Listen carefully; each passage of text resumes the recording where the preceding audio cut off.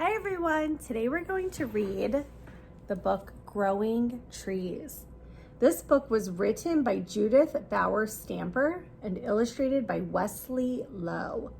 So the author writes the words and the illustrator draws the pictures.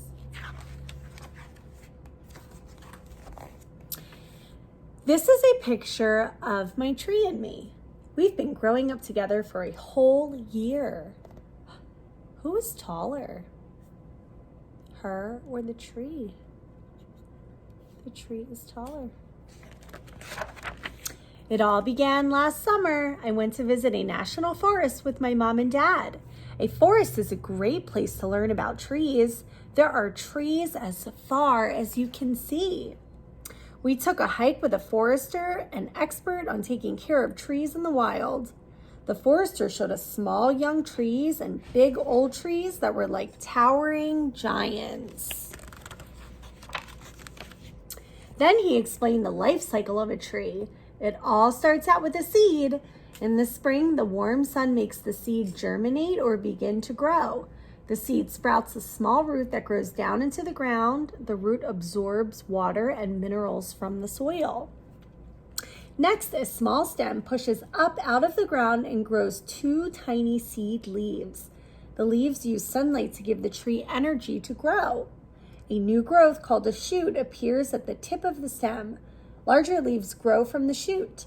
The seedling is on its way to becoming a tree.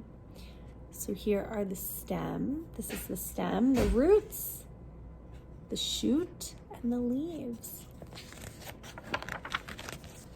The young tree keeps growing if it gets enough water and sunlight to survive. In its next year of life, the tree grows buds that may turn into leaves. So in the second year of the tree's life, soon the tree has branches, a woody trunk, bark, and lots of leaves. Each year, the tree grows taller and its trunk gets wider.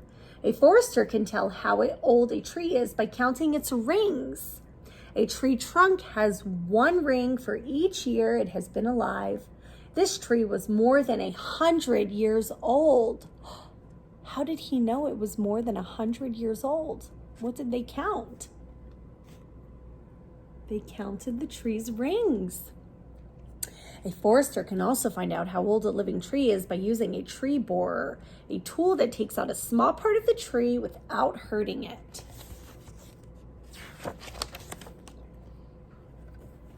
After our trip to the forest, I wanted to grow a tree of my own.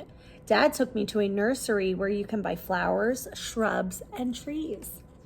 A nursery has trees that have grown big enough to transplant or plant in a new place. The nursery worker showed me trees that have flowers in the spring and fruit in the summer. We looked at trees with soft leaves and trees with pine needles. I chose a maple tree. My tree was already more than 4 feet high, just a little taller than me.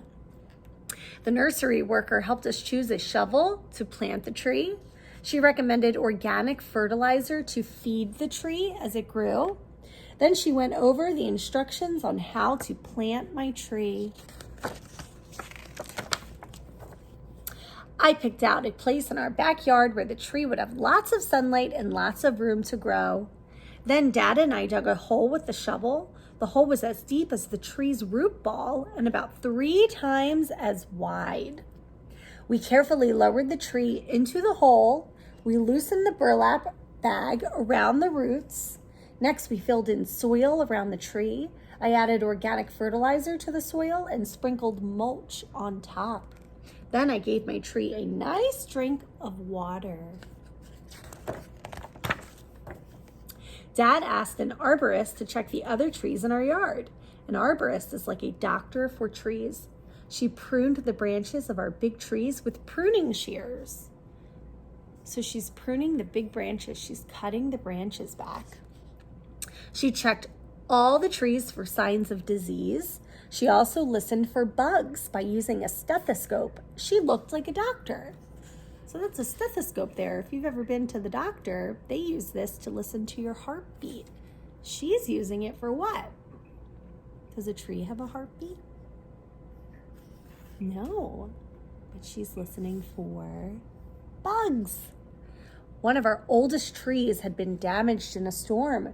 The arborist used a handsaw and a chainsaw to cut off 2 broken limbs. I asked the arborist to check my tree. She said it was doing just fine. She added a stake to help it grow up straight. When the weather turned cold, my tree's green leaves turned bright red. Then they twirled down to the ground. Is this a deciduous tree or an evergreen tree? It loses its leaves. It's a deciduous tree. The next spring, my tree grew buds that turned into leaves.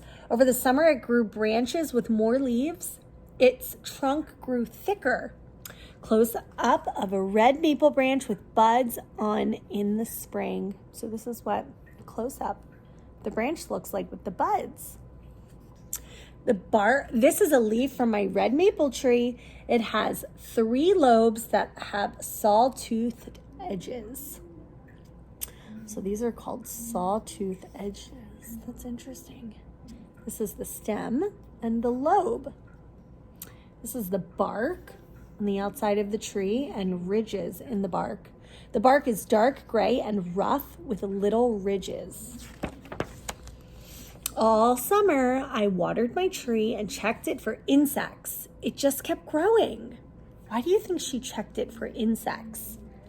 Are insects helpful or harmful to trees? What do you think? Yeah, they can be harmful. The arborist said that my tree could grow 60 feet high. That's taller than my house. Look at my tree now. It's much taller than I am. If I take good care of it, it will be around for a long, long time. A tree is a great friend to grow up with. Do you have trees outside of your house? Are they taller than you or shorter than you? You can plant a tree too. Which tree would you choose? This is an oak tree, a palm tree. Palm trees grow where it's really warm. The climate is hot all year long, like Florida and in the Caribbean. This is a pine tree. A pine tree is an evergreen tree. It doesn't lose its sprigs in the wintertime. This is a weeping willow tree.